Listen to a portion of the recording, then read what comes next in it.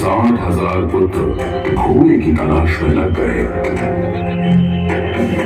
जब घोड़े को खोजते खोजते वे वसुदेव कपिल के आश्रम में पहुंचे, वहां उन्होंने देखा कि कपिल मुनि आंखें बंद किए बैठे हैं और ठीक उनके पास यज्ञ का वह घोड़ा बंधा हुआ है।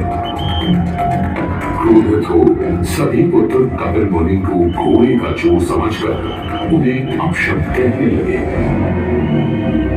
आंखें खुलते ही उन्होंने क्रोध में सभी राजकुमारों को अपने तेज से भस्म कर दिया।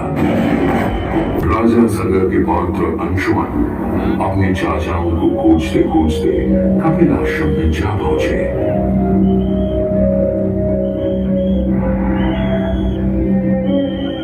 उन्होंने वहां भूमि पर अपने 60,000 चाचाओं के भस्म हुए शरीरों की राख पड़ी देखी और दुखी हो गए। गरुड़ ने वहां घटी घटना की कथा उन्हें सुनाई और बताया कि चाचाओं की मृत्यु साधारण नहीं थी, इसीलिए उनका तर्पण करने के लिए केवल हिमालय की ज्येष्ठ पुत्री गंगा का जल ही सही माना जाएगा। गरुड़ द्वारा मार्गदर्शन मिलने पर अंशुमन घोड़े को लेकर वापस अयोध्या पहुंचे और राजा सगर को संपूर्ण घटना बताई। राजा सगर, राजा अंशुमन, उसके उपरांत उनके पुत्र दिलीप ने गंगा को पृथ्वी पर लाने का पूर्ण प्रयास किया, किंतु सफल नहीं हुए। दिलीप के बाद भगीरथ ने भी गंगा तपस्या का निर्णय किया। भगीरथ की कठोर तपस्या से आखिरकार भगवान ब्रह्मा प्रसन्न होकर उनके सामने प्रकट हुए और मनोवांछित फल मांगने के लिए कहा। हे प्रभु, आपके दर्शन से मैं अत्यंत प्रसन्न हूँ। कृपया सगर के पुत्रों के उद्धार के लिए मुझे गंगा का जल प्रदान करें तथा संतान भी दें, ताकि इक्ष्वाकु वंश नष्ट न हो जाए। हे वत्स, मेरे आशीर्वाद से शीघ्र ही तुम्हारे यहाँ एक पुत्र होगा, किंतु तुम्हारी पहली इच्छा गंगा। राजा सगर, राजा अंशुमन, उसके उपरांत उनके पुत्र दिलीप ने गंगा को पृथ्वी पर लाने का पूर्ण प्रयास किया, किंतु सफल नहीं हुए। दिलीप के बाद भगीरथ ने भी गंगा तपस्या का निर्णय किया। भगीरथ की कठोर तपस्या से आखिरकार भगवान ब्रह्मा प्रसन्न होकर उनके सामने प्रकट हुए और मनोवांछित फल मांगने के लिए कहा। हे प्रभु, आपके दर्शन से मैं अत्यंत प्रसन्न हूँ। कृपया सगर के पुत्रों के उद्धार के लिए मुझे गंगा का जल प्रदान करें तथा संतान भी दें, ताकि इक्ष्वाकु वंश नष्ट न हो जाए। हे वत्स, मेरे आशीर्वाद से शीघ्र ही तुम्हारे यहाँ एक पुत्र होगा, किंतु तुम्हारी पहली इच्छा गंगा का जल प्रदान करना यह मेरे लिए कठिन कार्य है, क्योंकि गंगा भगवान विष्णु की सेवा में है। अतः तुम्हें भगवान विष्णु को प्रसन्न करके उनसे गंगा को धरती पर लाने की प्रार्थना करनी होगी।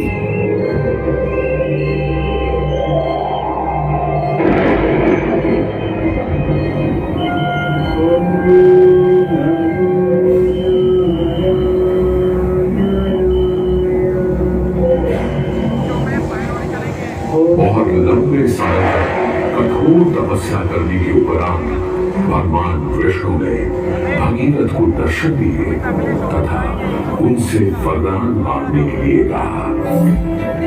भगीरथ ने भगवान विष्णु से भी अपनी प्रार्थना दोहराई।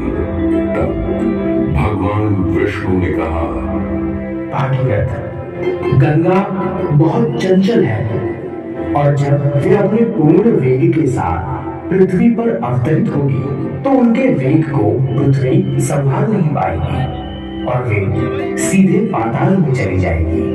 यदि गंगा के वेग को संभालने की किसी में भी क्षमता है तो वह है केवल महादेव जी में। इसलिए तुम्हें पहले भगवान शिव को प्रसन्न करना होगा, तभी तुम गंगा को धरती पर ले जा पाओगे।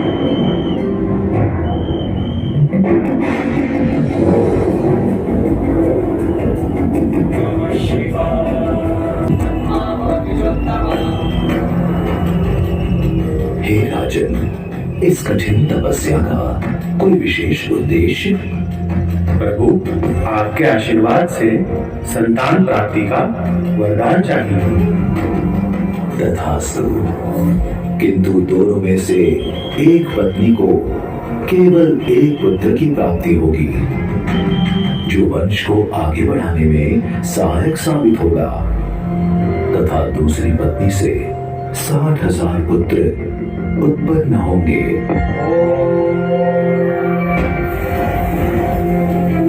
कुछ समय बाद उन्होंने महान अश्वमेध यज्ञ करवाने का निर्णय लिया।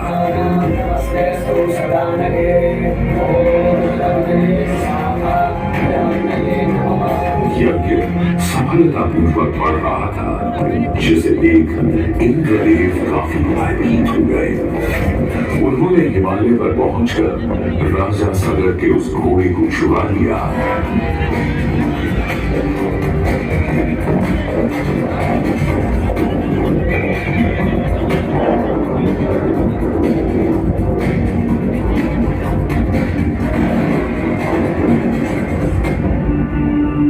और उसे छल से महर्षि कपिल के आश्रम में बांध दिया। सूचना मिलते ही सगर के 60,000 पुत्र घोड़े की तलाश में लग गए। जब घोड़े को खोजते खोजते वे वसुदेव कपिल के आश्रम में पहुंचे, वहां उन्होंने देखा कि कपिल मुनि आंखें बंद किए बैठे हैं और ठीक उनके पास यज्ञ का वह घोड़ा बंधा हुआ है। क्रोधित हो सभी पुत्र कपिल मुनि को घोड़े का चोर समझकर उन्हें अपशब्द कहने लगे। आंखें खुलते ही उन्होंने क्रोध में सभी राजकुमारों को अपने तेज से भस्म कर दिया। राजा सगर के पौत्र अंशुमन अपने चाचाओं को खोजते खोजते कपिल आश्रम में जा पहुंचे।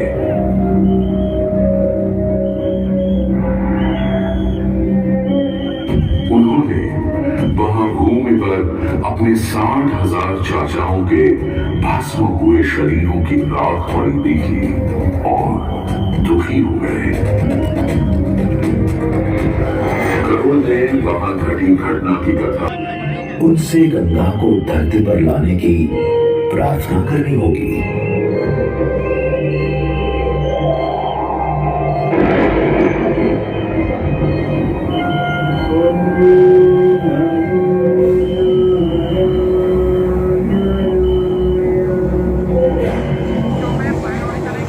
और लंबे समय तक कठोर तपस्या करने के उपरांत भगवान विष्णु ने भगीरथ को दर्शन दिए तथा उनसे वरदान मांगने के लिए कहा। भगीरथ ने भगवान विष्णु से भी अपनी प्रार्थना दोहराई। तब भगवान विष्णु ने कहा, भागीरथ, गंगा बहुत चंचल है और जब वे अपने पूर्ण वेग के साथ पृथ्वी पर अवतरित होगी तो उनके वेग को पृथ्वी संभाल नहीं पाएगी और वे सीधे पाताल में चली जाएगी। यदि गंगा के वेग को संभालने की किसी में भी क्षमता है तो वह है केवल महादेव जी में। इसलिए तुम्हें पहले भगवान शिव को प्रसन्न करना होगा, तभी तुम गंगा को धरती पर ले जा पाओगे।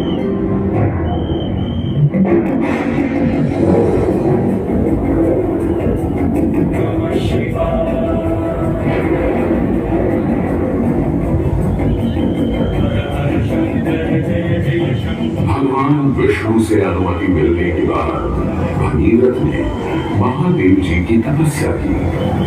उनकी इस कठोर तपस्या से प्रसन्न होकर महादेव जी ने उन्हें दर्शन दिए और बोले,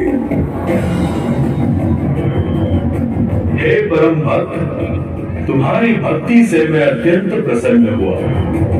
मैं अवश्य तुम्हारी मनोकामना को पूरा करूंगा, जिसके लिए मैं अपने मस्तक पर गंगा जी को धारण करूंगा। भगवान विष्णु ने गंगा से कहा, मृत्युलोक के कल्याण के लिए गंगा को धरती पर जाना ही होगा। वहां के जीव उनके जल का स्पर्श पाकर पाप मुक्त होंगे और उनका उद्धार होगा। भगवान विष्णु से आश्वस्त हो गंगा श्री हरि विष्णु चरणों से होकर वहां से चल गई।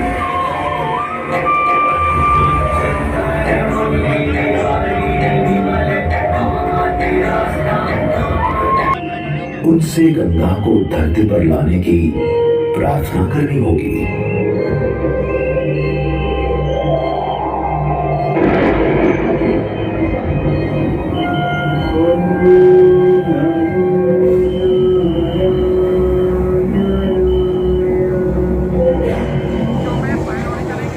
और लंबे समय तक कठोर तपस्या करने के उपरांत भगवान विष्णु ने भगीरथ को दर्शन दिए तथा उनसे वरदान मांगने के लिए कहा।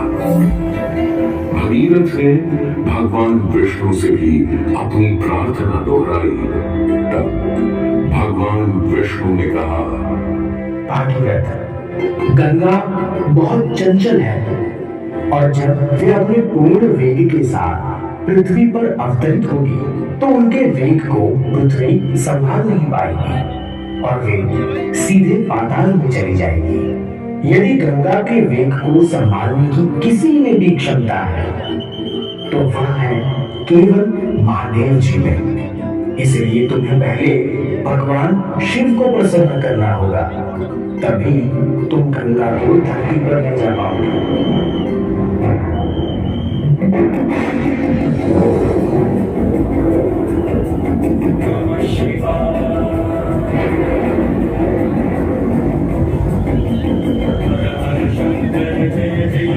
भगवान विष्णु से अनुमति मिलने के बाद भगीरथ ने महादेव जी की तपस्या की। उनकी इस कठोर तपस्या से प्रसन्न होकर महादेव जी ने उन्हें दर्शन दिए और बोले,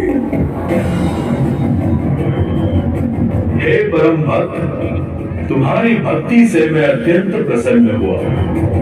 मैं अवश्य तुम्हारी मनोकामना को पूरा करूंगा, जिसके लिए मैं अपने मस्तक पर गंगा जी को धारण करूंगा। भगवान विष्णु ने गंगा से कहा, मृत्युलोक के कल्याण के लिए गंगा को धरती पर जाना ही होगा। वहां के जीव उनके जल का स्पर्श पाकर पाप मुक्त होंगे और उनका उद्धार होगा। भगवान विष्णु से आश्वस्त हो गंगा श्री हरि विष्णु चरणों से होकर वहां से चल गई।